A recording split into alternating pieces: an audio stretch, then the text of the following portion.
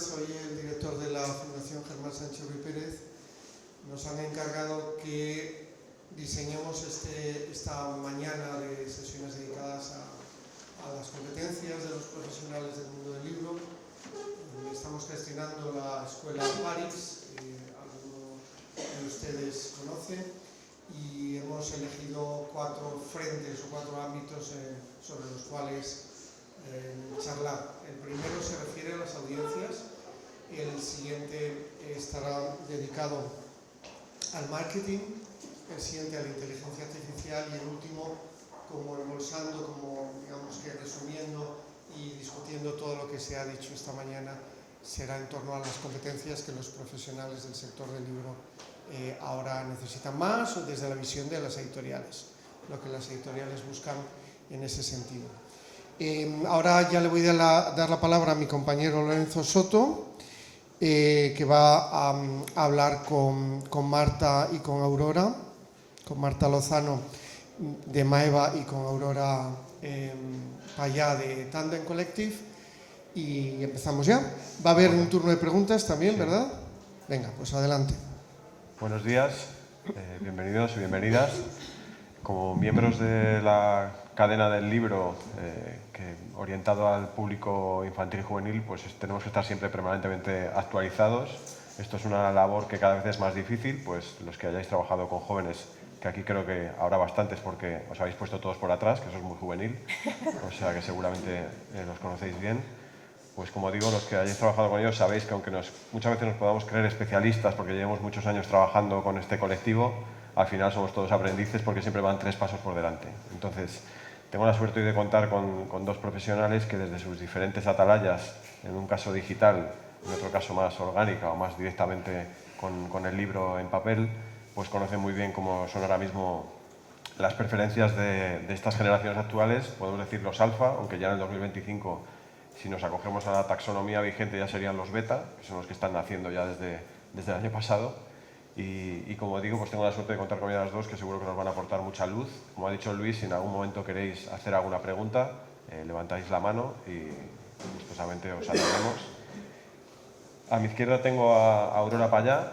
Ella es grado en Comercio Internacional, tiene un amplísimo conocimiento en estas corrientes que se han puesto tan de moda desde el año 2012, como son los bookstagrammers, booktubers, booktokers, etc. Un conocimiento sobre todo atesorado, yo creo, de los años en Inglaterra, ¿no? Donde estuvo trabajando en Waterstones, que es una de las cadenas de librerías más importantes de Londres, como conocéis, y desde hace ya unos cuantos añitos, pues realizando el marketing digital desde la empresa Tandem Collective. También es profesora en la escuela Parix, una escuela que os invito a que conozcáis, su amplio catálogo, un catálogo muy variado y con muchos profesionales muy interesantes y con muchas temáticas, y es colaboradora habitual de Red Magin, que es la Semana de la Innovación de la Lectura y en la Industria del Libro que celebramos en la Fundación desde hace bastantes años. Y a mi derecha, desde el mundo de la edición, tenemos a Marta Lozano, que es licenciada en Historia, es magíster en edición y bueno, ha trabajado como gestora cultural y ahora lleva ya pues casi una década al frente del sello infantil, juvenil y de cómic de Maeva, que seguro que todos conocéis, que es Maeva Young, y si no conocéis el sello, seguro que si os digo nombres como Raina Telgemeier, Kayla Miller, etcétera, etcétera, pues seguro que rápidamente lo ubicáis. Así que nada, bienvenidas a las 2. Y bueno, lo primero que quería lanzaros, las primeras preguntas que quería lanzaros es sobre todo pues estas corrientes que hemos citado, ¿no? Los booktubers, bookstagrammers. Es verdad que a día de hoy todavía vemos en televisión española hablar de los nuevos agentes digitales y llevan desde hace casi no, más de una década, ¿no? Pero es cierto que han influido decisivamente tanto en los jóvenes lectores a la hora de prescribir lecturas como en el mundo de la edición a la hora de atinar un poco más en la forma de elegir las novedades del catálogo, ¿no? Sí. Tú, Aurora, de vuestra experiencia, ¿en qué momento tú crees que se dieron cuenta los editores de esta beta tan interesante para trabajar? Vale, a ver, yo creo desde Tandem hubo 2 momentos clave, porque esto siempre ha sido un crecimiento paulatino. Siempre yo empecé a consumir mucho contenido de libros en YouTube y luego se pasó un poco a las redes sociales. Yo creo que fue cuando la generación Z empezó a crecer y a hacerse redes sociales. Sí que había antes perfiles que compartían libros o recomendaciones de vez en cuando al mismo tiempo que compartían otro tipo de contenidos, pero crearse una cuenta solamente para libros llegó un poco con la generación Z. Entonces yo creo que fue a raíz de que esa generación fue haciéndose adolescente y pues investigando un poco sobre sus gustos literarios, y también a raíz de la pandemia, como todos estábamos en casa y todos no se podía salir a comprar libros ni nada, Tandem vio un crecimiento exponencial masivo a raíz de ese momento. La gente necesitaba estar un poco en comunidad y compartir un poco, ¿no?, la lectura, olvidarse de lo que estaba pasando en la calle.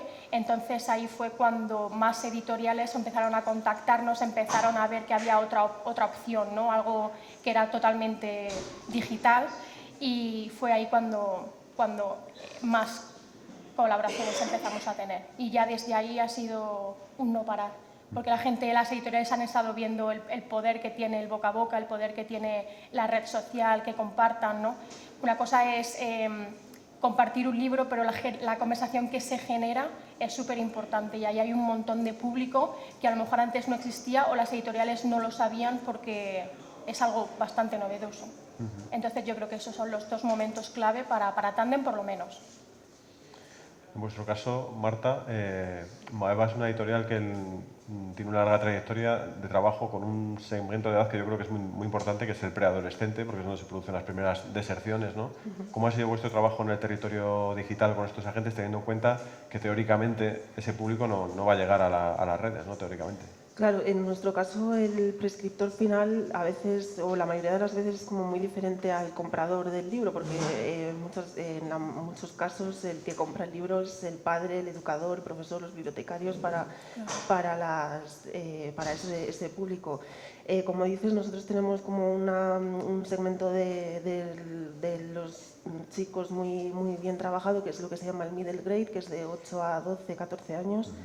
Entonces, con un vistazo a nuestro catálogo podéis ver que está como muy arraigado en la vida real, en los problemas del día a día, los amigos, la familia, en la escuela.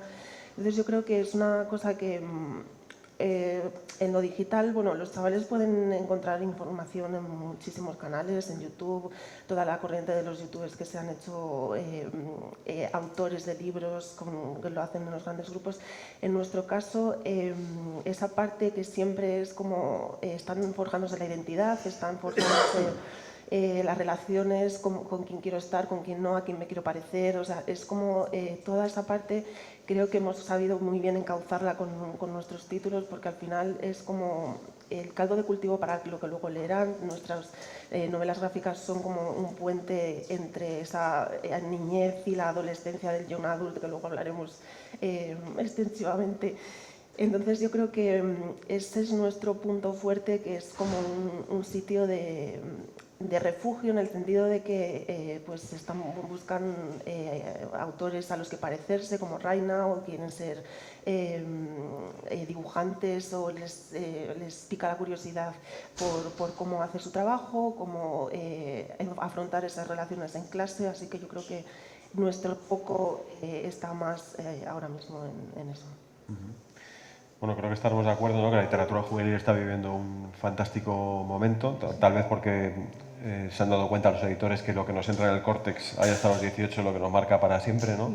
Y ahora mismo pues, hay una cantidad de subgéneros dentro de los géneros que teníamos asociados a la novela juvenil increíble, ¿no? Pues lo veíamos hablando antes Luis y yo por los expositores, ¿no? El cozy fantasy, el cozy mystery, el romantasy, etcétera, etcétera. Vosotros, desde vuestra experiencia en Tandem Collective, ¿qué publicaciones ligadas a qué tipología de géneros veis que reúnen más calado, o sea, que tienen más calado en el público? A ver, yo creo que el romantasy o el thromance, ¿no?, thriller y romance, ha existido siempre, pero no se le ponía el nombre adecuado, ¿no? Porque, por ejemplo, Sarah J. Maas lleva muchísimos años publicando un montón de fantasía, que todos los libros tienen también parte de romance, que es un punto bastante importante en el libro, en la historia, pero como que no se le llamaba así. Entonces hemos ido evolucionando, ¿no?, en el idioma, como nos referimos a los términos. Por ejemplo, también lo de los tropos o lo del enemies to lovers, todo eso se va evolucionando. Entonces yo creo que siempre ha existido. Y ahora, al haber visto las editoriales el tirón que tiene en la gente más joven, cuando se marketea algo como romantasy o cozy mystery, llama muchísimo más la atención porque sabes que no va a ser un libro solo de fantasía pura y dura, ¿no? Va a llevar algo de romance y también va a llevar algo de cosas picantes, algún tropo de estos que suelen llamar bastante la atención. Entonces yo creo que es una estrategia de marketing para llamar a esos clientes potenciales últimos, que es lo que ellos quieren. Pero creo que ha existido desde siempre. Como también has mencionado el cozy mystery, Agatha Christie ha escrito cozy mystery toda la vida, o Sherlock Holmes, ¿sabes? Entonces, creo que ahora se les está llamando por su nombre real, pero ha sido desde siempre.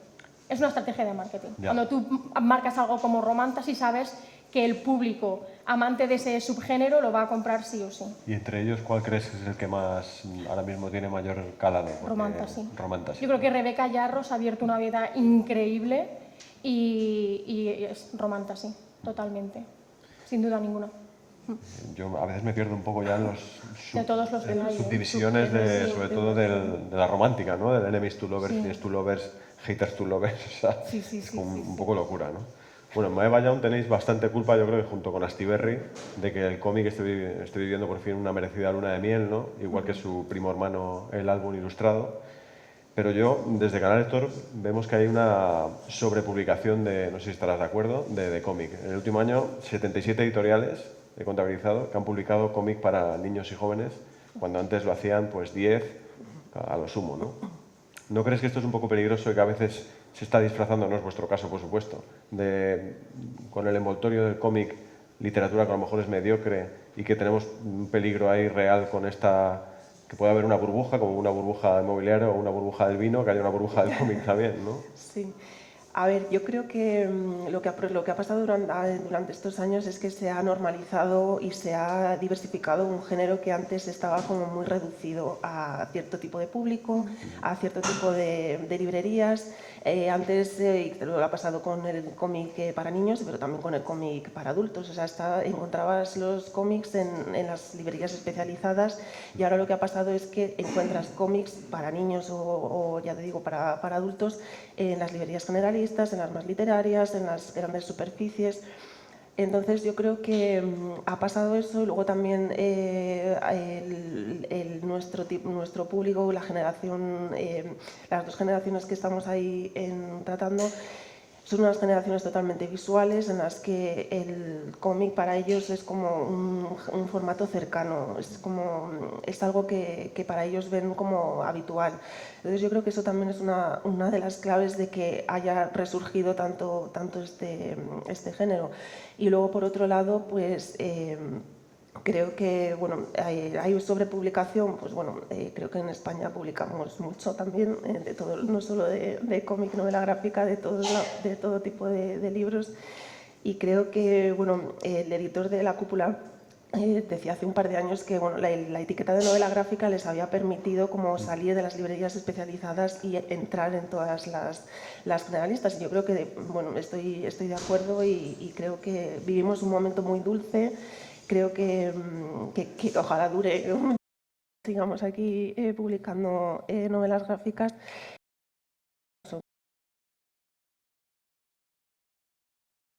Bajada de calidad. Bueno, pues como todo, hay muchísimos autores para todo y hay buenos, mejores, peores. Es la diversidad. Bueno, en tantas campañas globales a nivel internacional, trabajando con creadores de contenido, en coordinación con editores, esto imagino que os ha permitido tener un feedback privilegiado, ¿no? De lo que está ocurriendo en el exterior. ¿Cómo es la situación actual ahora mismo en otros países o, por ejemplo, en los países de habla anglosajona? ¿Y cuál es la fórmula o el formato que creéis más eficiente para impulsar la publicidad a nivel internacional?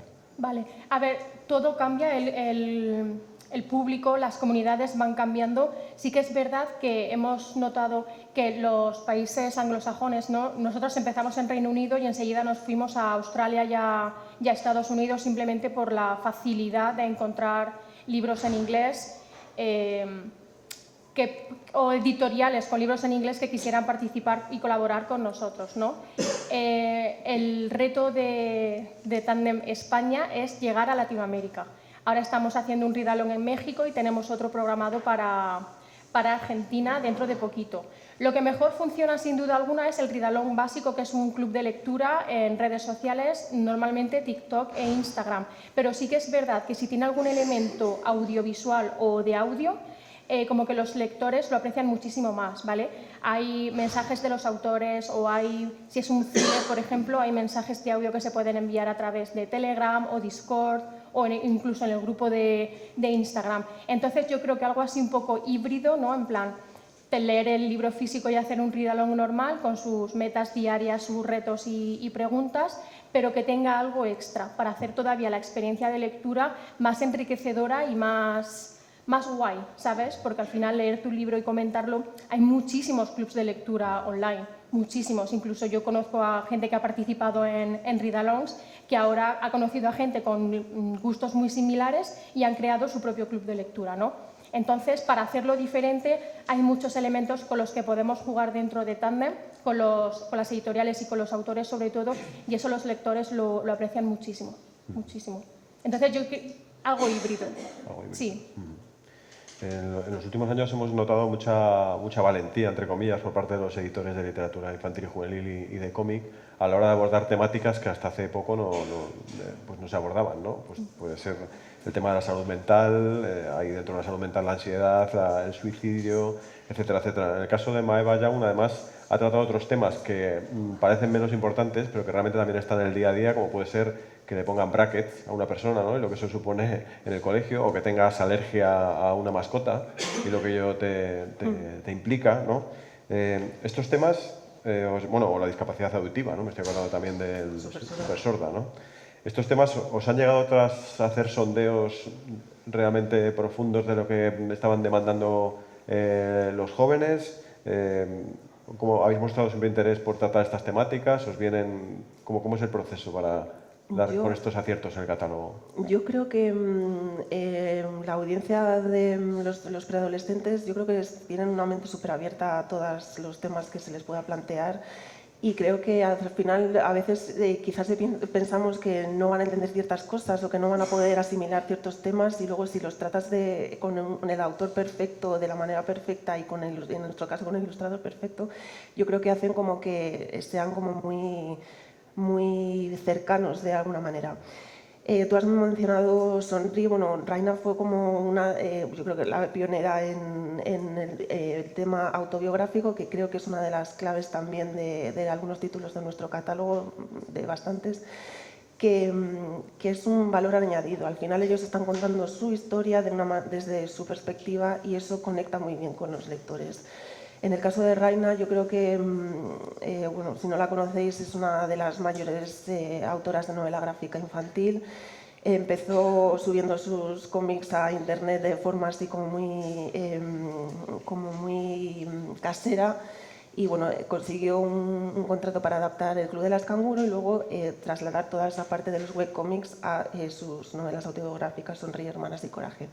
Ha conseguido tratar el tema de, por ejemplo, se cayó y se rompió los paletos y tuvieron que poner brackets. Entonces ha conseguido hacerlo que sea una experiencia universal, porque quizá otro chaval ha tenido también problemas con los dientes, se ha sentido mal, o sea, se ha sentido como muy autoconsciente de esa situación, y ella ha conseguido que toda esa emoción que ella sintió conecte súper bien con el lector de hoy en día, porque ella vivió estas cosas en los 80.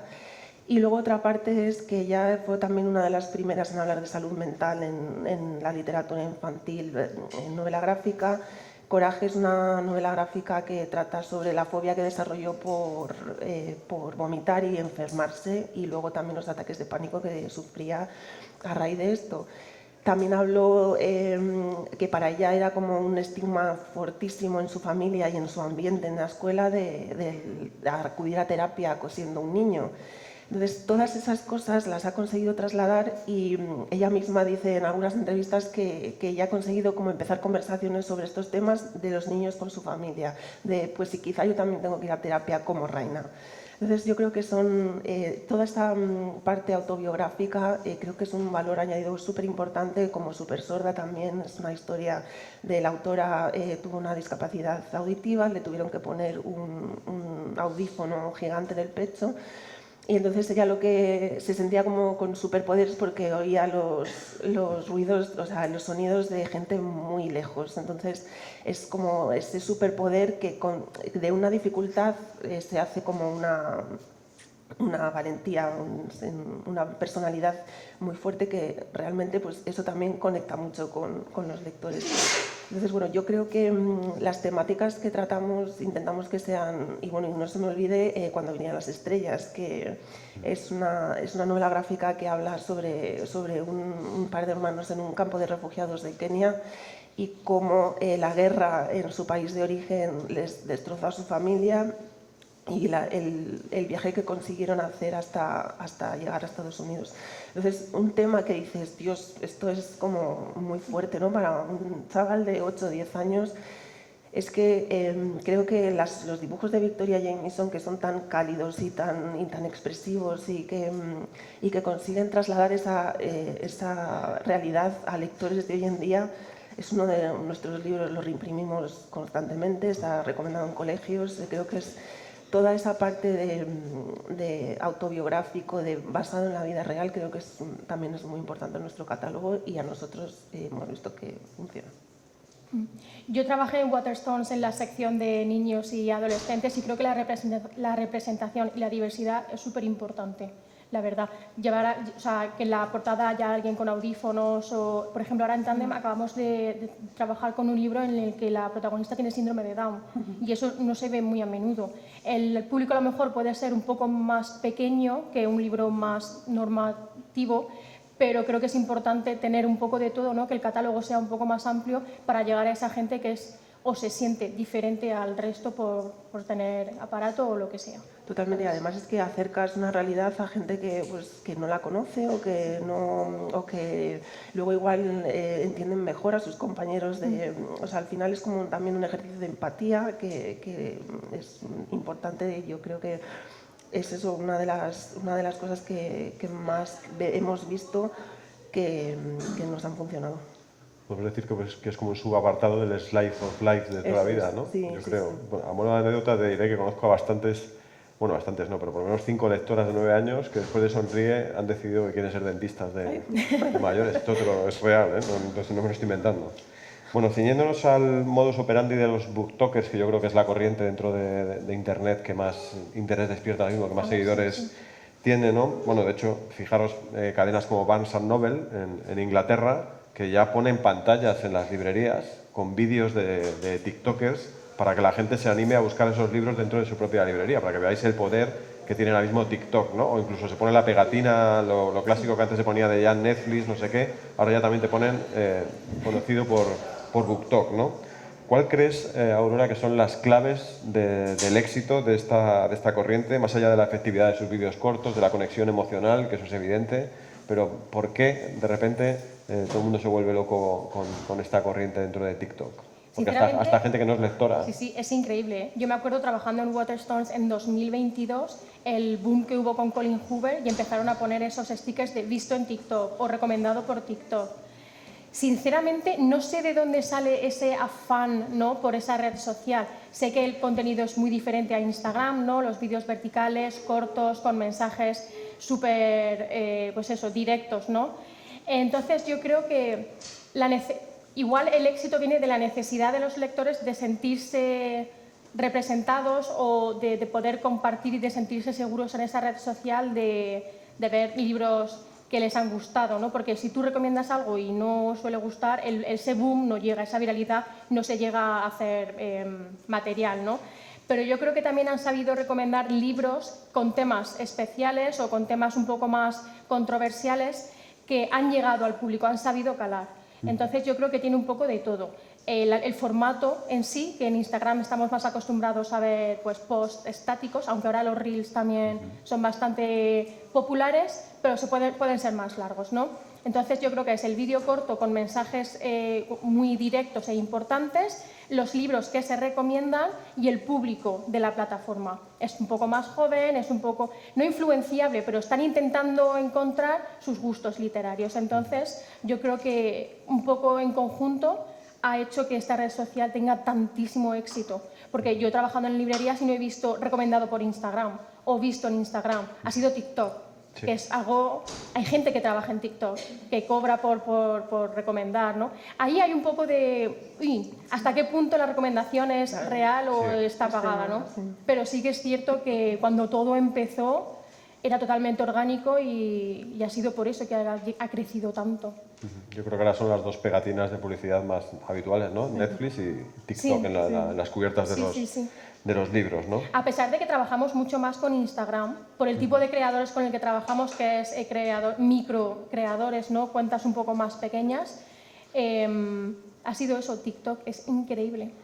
Hay gente que se fía mucho de eso y otra gente que es muy reacia, ¿no? Depende de a lo mejor la generación por los temas de los que se trata en los libros que recomiendan en TikTok.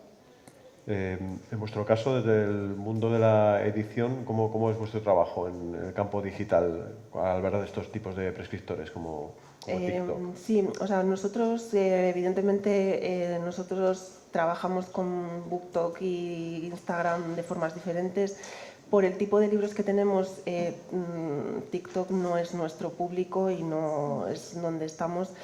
Sí que es verdad que nuestro público en redes sociales quizá está más enfocado hacia los padres, que son los que compran los libros, que realmente al prescriptor final, que no tiene quizá mucho acceso a redes sociales, aunque cada vez es más bajo la edad en la que acceden. Yo a raíz de lo que decías, creo que también las redes sociales han traído como mucha democratización del sistema de recomendaciones, ¿no? Al final es como antes veías las recomendaciones en Babelia, en el Cultural, y ahora es como vamos a ver qué dice fulanita que me está recomendando aquel libro. Entonces yo creo que eso también llama mucho a la gente para decir, quiero abrir mi cuenta para recomendar los libros que a mí me gustan y encontrar a gente que tenga ese mismo gusto. Que al final eso pues, bueno, trae cosas buenas y cosas malas. En nuestro caso, ya te digo, nuestro campo, o sea, TikTok lo utilizamos para libros más new adult que estamos haciendo, más de adulto que encajan en las tendencias, pero nuestro foco está más en Instagram y está más dirigido hacia educadores, bibliotecarios, padres, o sea que... Sí, nosotros en Tandem hemos trabajado con middle grade sobre todo y cuando hacemos el outreach, ¿no? En plan, ¿qué tipo de cuentas queremos que publiciten o promuevan este libro? Siempre son cuentas de padres, porque en Tandem no queremos, obviamente, que los niños salgan en las publicaciones. Siempre o profesores o bibliotecarios o padres con cuentas en las que comparten libros que a sus hijos les ha gustado o que le han enseñado algo. Claro. Pero claro, es un público que todavía no está en redes sociales, claro. Obviamente. Como decía al principio, estamos en permanente evolución en este campo, ¿no? Y ahora, por ejemplo, ya conocemos nuevas ramificaciones muy interesantes, como puede ser Threads, ¿no? Ah, sí, sí. No sé si habéis trabajado, tenéis alguna experiencia al respecto o todavía... la verdad es que no. Estamos eso, en Instagram, TikTok, Discord sí que lo utilizamos para mensajes así a la comunidad, Telegram también lo hemos usado, pero Threads no lo hemos tocado todavía. Y en el caso de herramientas de otro tipo, como puede ser Goodreads, del todopoderoso Amazon y todo lo que está surgiendo en contra, como es de Storygraph, Literal Glows y demás, ¿tenéis alguna experiencia ya en este sentido? Yo mi experiencia es más profesional, en el sentido de que a mí son herramientas que me sirven en mi día a día para trabajar, porque Goodreads tiene una base de usuarios gigantesca y entonces te viene muy bien para ver, yo qué sé, pues ediciones extranjeras, cuántas reseñas de otros idiomas hay, aparte del canal habitual que son agencias, autores y demás. A mí esto me viene muy bien para el día a día porque al final es como, también hay muchos bibliotecarios, profesores que hacen, o padres que hablan por sus hijos y te ponen la reseña del libro.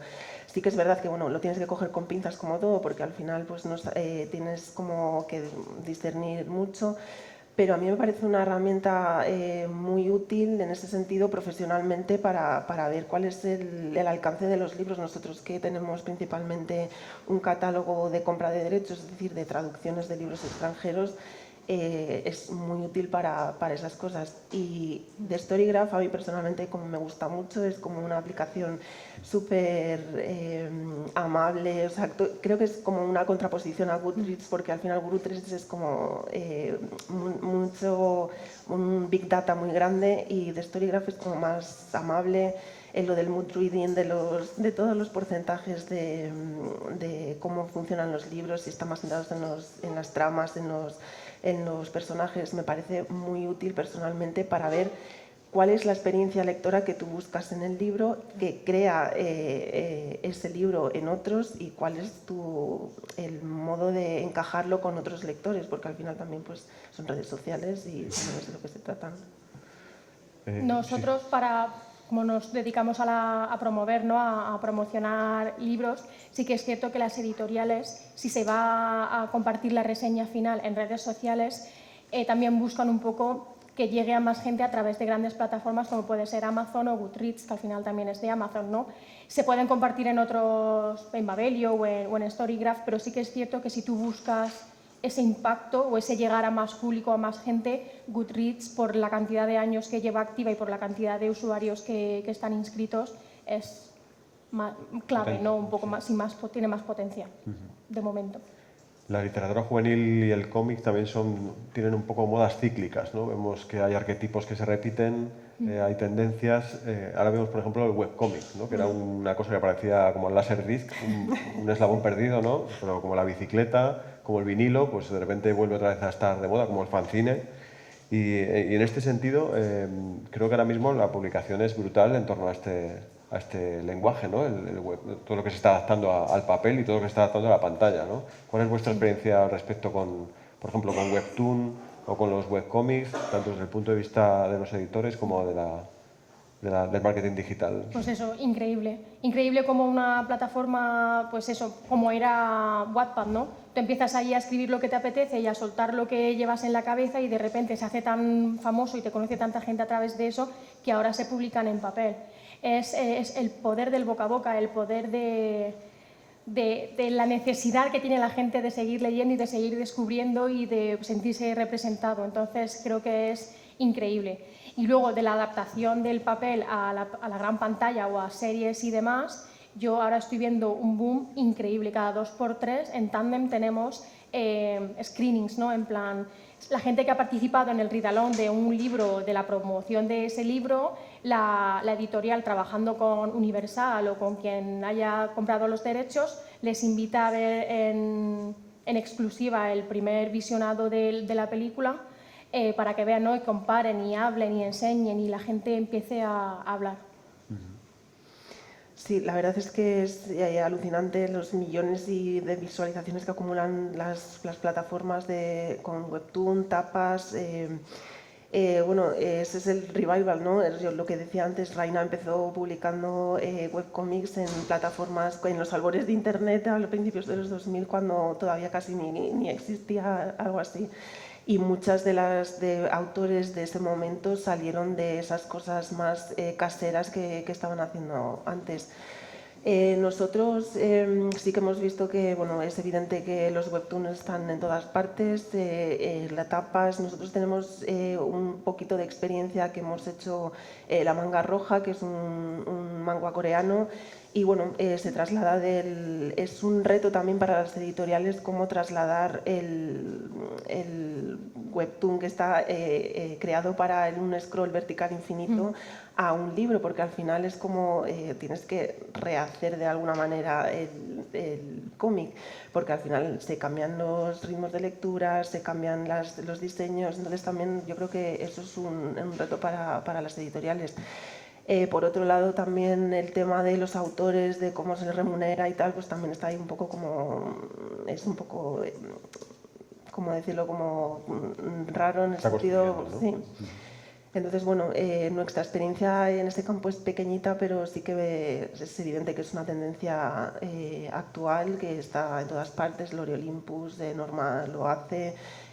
Así que, bueno, yo creo que no sé dónde acabará, porque realmente que el valor añadido del libro físico que tú les das a los lectores también es como si yo lo tengo en internet, ¿por qué me lo voy a comprar? Es el afán de coleccionismo también, del libro físico como objeto de apego que se está llamando para la compra del libro, pero bueno, veremos a ver cómo... Has citado La manga roja, que es un K-drama, ¿no? Que me llaman ahora. Sí, también. Yo creo que es un sendero también por el que ahora muchos jóvenes transitan, ¿no? Y muchas adaptaciones están haciendo.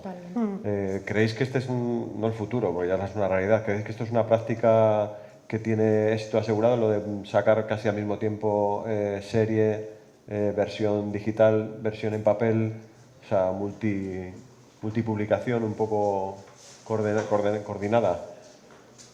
Sí, aunque también, a ver, yo por ejemplo, acaban de sacar en una película de La mujer en la cabina 10, creo que es de Ruth Ware, y el libro se publicó hace un montón de años, entonces también depende de la vida del libro, ¿no? Rompiendo el círculo se publicó hace un montón de años y la película salió hace poquito. Entonces depende un poco de la estrategia de marketing que haya detrás, ¿sabes? Si la editorial, nosotros como no tenemos decisión en ese sentido, si la editorial considera que sacarlo todo a la vez va a ser mejor, pues imagino que lo harán así.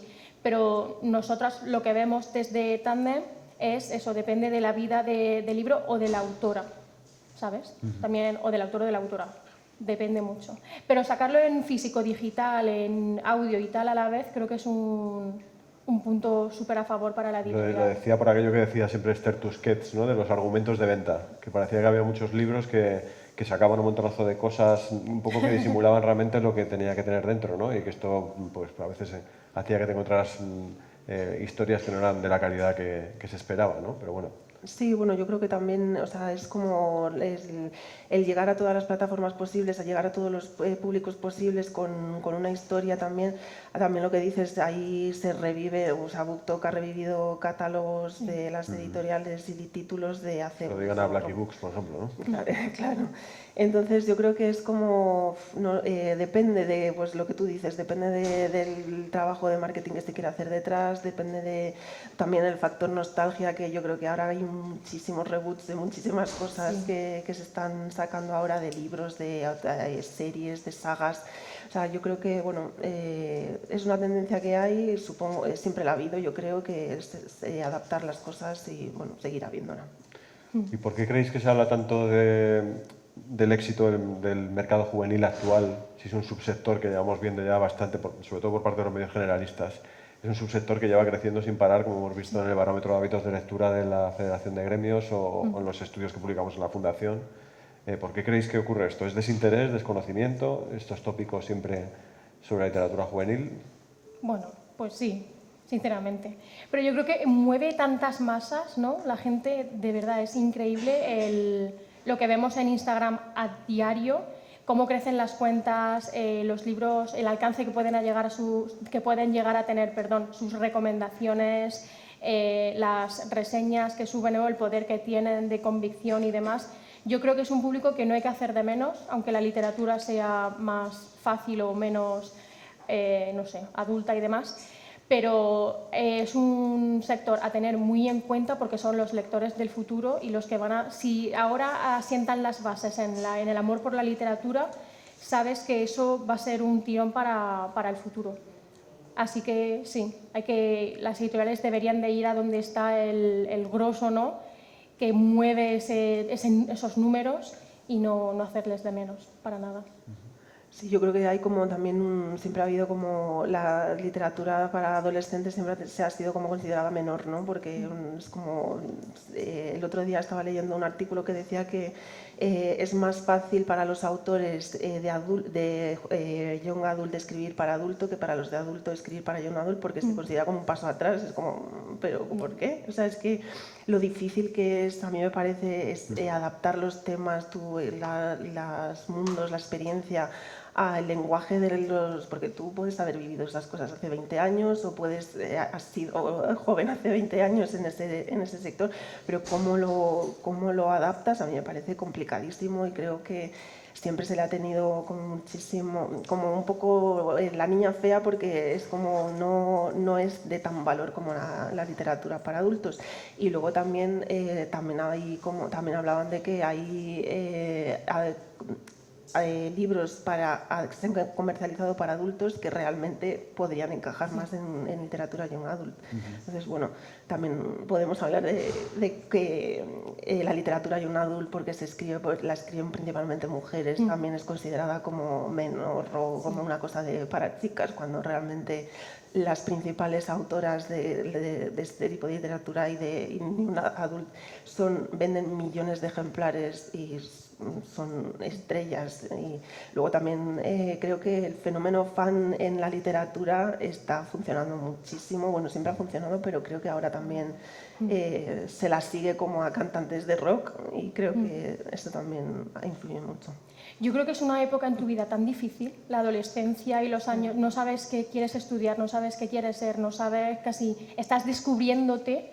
Entonces, hacer de menos, o sea, hablar en esos libros, ¿no?, de salud mental o del cuerpo, de las relaciones con chicos, con chicas, con la familia, es tan importante que hacerla de menos no me parece bien, porque son libros que te marcan, en los que te ves representado, en los que empiezas a descubrir o a ver cosas que a lo mejor no habías visto. Entonces, me parece que es un segmento de la literatura súper importante. Y por tocar también de pasada, ya finalizando, otros temas que también considero importantes, como son, por ejemplo, los clubes de lectura, que es una actividad que pasen los años que pasen, tiene tantos años como la literatura y siguen generando grandísimo éxito entre el público, por ejemplo, adolescente. Sí. ¿Habéis tenido alguna experiencia exitosa? Tú ya has citado alguna, un poco de pasada, ¿no? Pero ¿habéis tenido alguna experiencia exitosa con estos grupos que permitan constatar ese auge o éxito que tienen? El primero, que ya se han derribado muchas barreras, ¿no?, que antes había a la hora de constituir o a la hora de desarrollar estas dinámicas, ¿no? A ver, nosotras lo que hacemos en el día a día son clubs de lectura, ¿no? Para los libros, o sea, no es un club de lectura al uso con las mismas personas siempre hablando de libros diferentes. Se hace un club de lectura diferente para cada libro según tus gustos o según las edades o según el territorio en el que vivas, ¿no? Y tiene muchísimo poder. Nosotros vamos creciendo, nunca nos hemos estancado en tándem y nunca hemos dejado de llegar a nuevos territorios. Entonces, creo que los clubs de lectura son imprescindibles porque puedes comentar cosas que no, cómo te ha parecido, ver cosas que no te habías dado cuenta a la hora de leerlo y que otro lector lo ha visto de una forma diferente. Puedes conocer a gente con tus mismos gustos, puedes descubrir libros, autores o géneros que no te llamaban tanto la atención, pero hay un read-along al que te apuntas y, ostras, de repente, a mí me pasó, con Guadalupe Nettel. Me encanta y nunca la había leído ni nunca había mostrado interés por sus libros. Entonces creo que es algo tan guay, una experiencia tan divertida y tan necesaria, ¿no? Después de estar 8 horas en la oficina, llegar a casa y sentarte un ratito y leer algo así con más gente y poder comentarlo y pues diferentes temas de conversación y de discusión que se plantean, creo que es súper guay y necesario. Entonces, nosotras pues encantadas y no vemos que vaya a parar en un futuro próximo, sinceramente. Creo que más gente quiere sentirse parte de algo y pues los libros y la literatura une a mucha gente. En vuestro caso, Marta, también además aportáis algunas veces como complementos, ¿no?, para que los clubes tengan un poco por donde... Claro, yo creo que también son muy importantes, aparte de que me parece básico y vital que encontrar a otros lectores con los que compartir ideas, que tengan las mismas opiniones que tú o diferentes y poder discutir con ellos, y que yo creo que también desde las editoriales podemos acercar como el mundo del autor y de la edición como a los lectores, en el sentido de que quizá hay gente que no sabe o no cómo se hacen los libros o cuáles son las motivaciones que le llevó al autor a hacer eso. Entonces yo creo que podemos aportar mucho en eso, pues yo que sé, con encuentros con autores, ya sea online, digital, o sea, en digital, en presencial.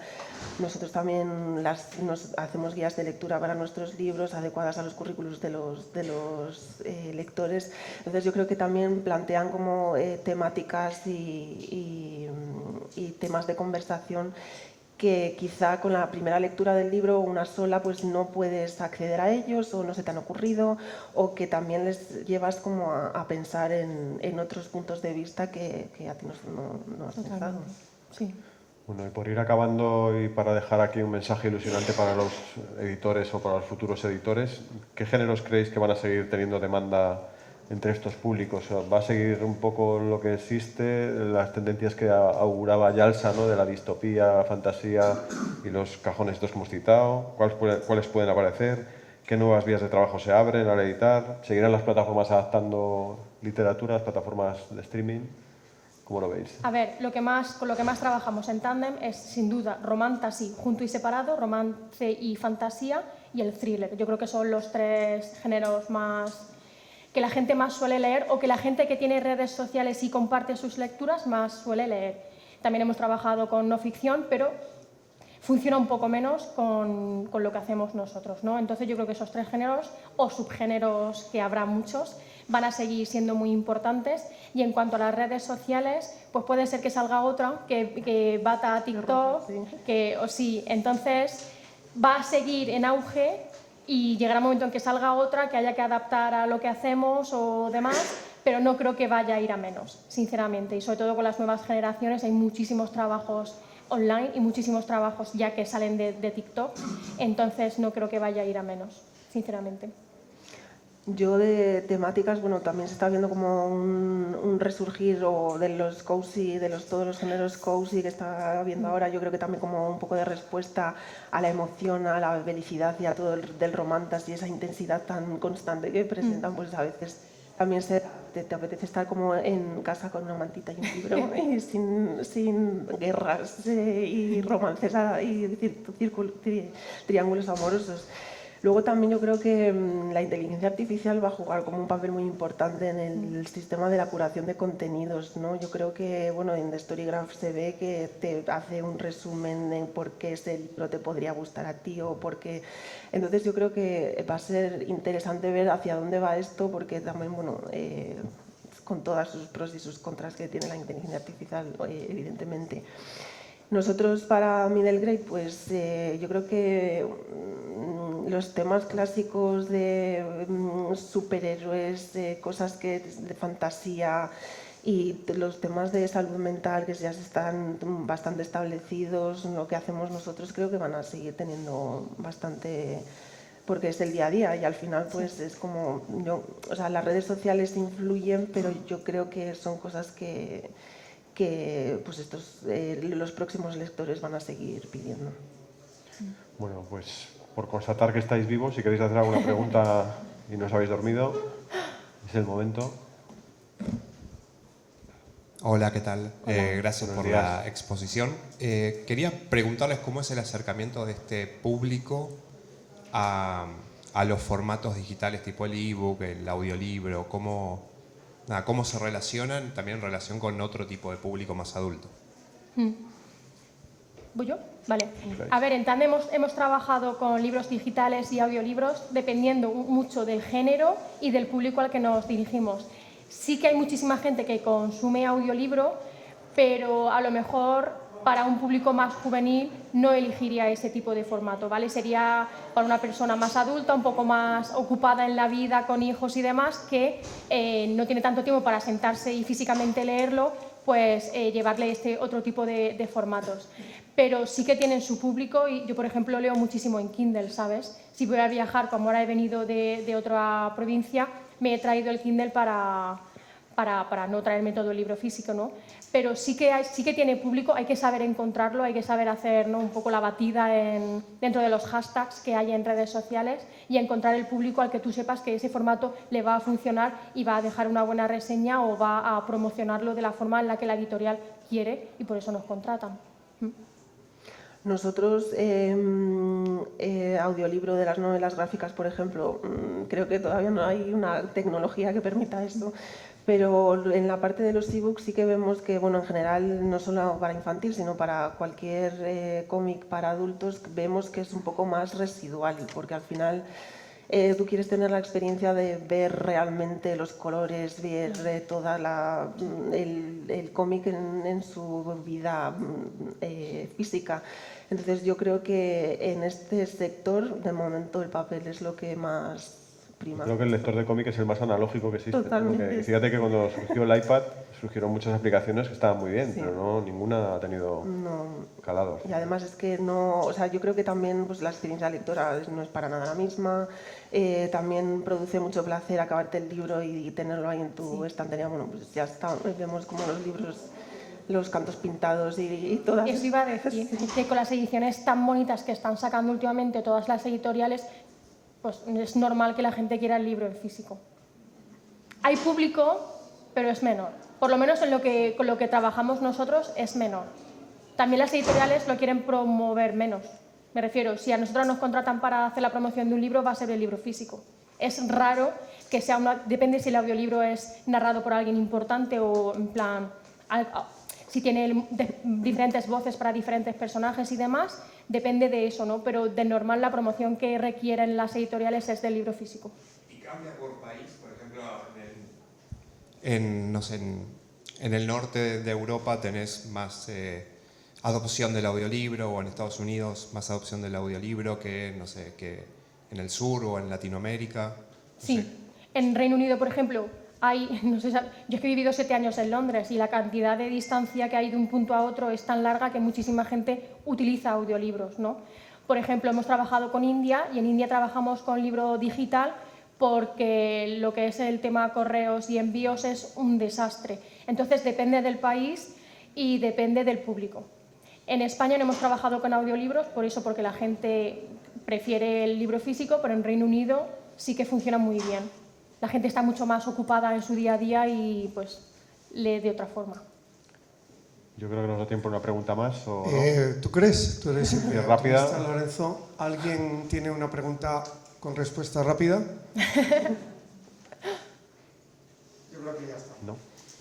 Vale. Muchísimas gracias. Gracias Yo creo a que vosotros. Hemos aprendido mucho. Ahora vamos a pasar a las 11 a otra sesión en la que yo creo que enlazamos con muchos de los asuntos que se han tratado aquí, porque va a estar centrada en el marketing.